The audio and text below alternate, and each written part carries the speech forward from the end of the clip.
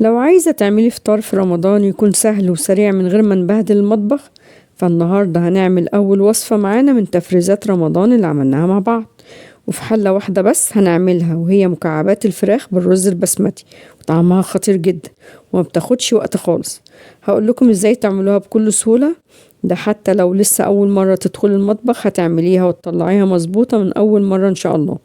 خليكي معايا لآخر الفيديو وشوفوا ازاي نطلع وجبة كاملة في حلة واحدة مع أم عبد الله أتوم أم عبد الله في البيت.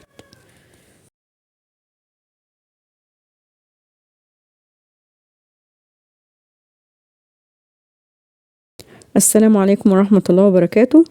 معايا مكعبات الفراخ اللي كنا مجهزينها سوا في تفريزات رمضان، وهي كانت عبارة عن صدر فرخة واحد بس ومتبل وكل حاجة فيه جاهزة على التسوية على طول. بطلعها من الفريزر واسيبها تفك براحتها بعدين بستخدمها. هعمل معايا نص كيلو رز بسمتي، تقدري تزودي الكمية أو تقلليها زي ما تحبي والمناسب ليكي. بصلة متوسطة متقطعة مكعبات صغيرة، قرن فلفل بلدي أحمر بارد أو حار زي ما تحبي متقطع مكعبات صغيرة. وأول حاجة هنجهزها هي الرز. بناخد الرز ونغسله كويس جدا، بعدين بنصفيه من ميته ونحطه في الحلة، نحط عليه كمية من المية المغلية نغطيه ونسيبه في المية المغلية لمدة نص ساعة. تاني حاجة هنجهزها الفراخ. بنجيب حلة ونحط فيها شوية زيت ونسخنها على نار عالية، ننزل فيها بكل الفراخ وما بنحركش الفراخ خالص. أول ما الفراخ بتاخد لون من تحت بنقلبها على الوش التاني يتحمر هو كمان. بنسيب الفراخ متغطية على نار متوسطة لحد ما تشرب ميتها كلها تاني عشان تبقى طرية لما تستوي.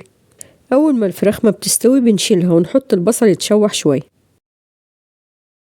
بنحط عليه الفلفل يتشوح مع البصل، بنحط عليهم معلقة كبيرة من الصلصة ونقلب كل ده مع بعض.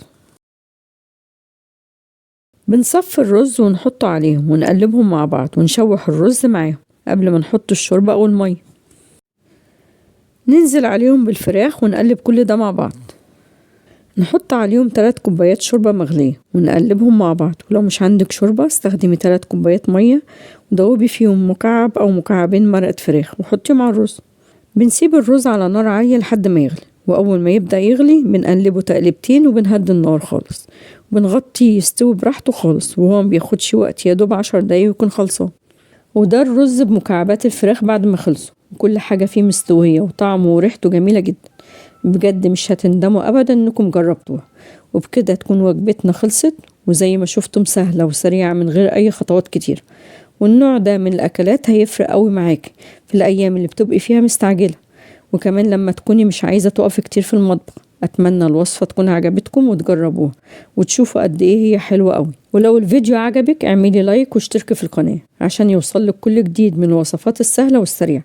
وبكده نكون خلصنا وصفة النهاردة، واستنوني في الفيديو الجاي بوصفة جديدة وبسيطة إن شاء الله.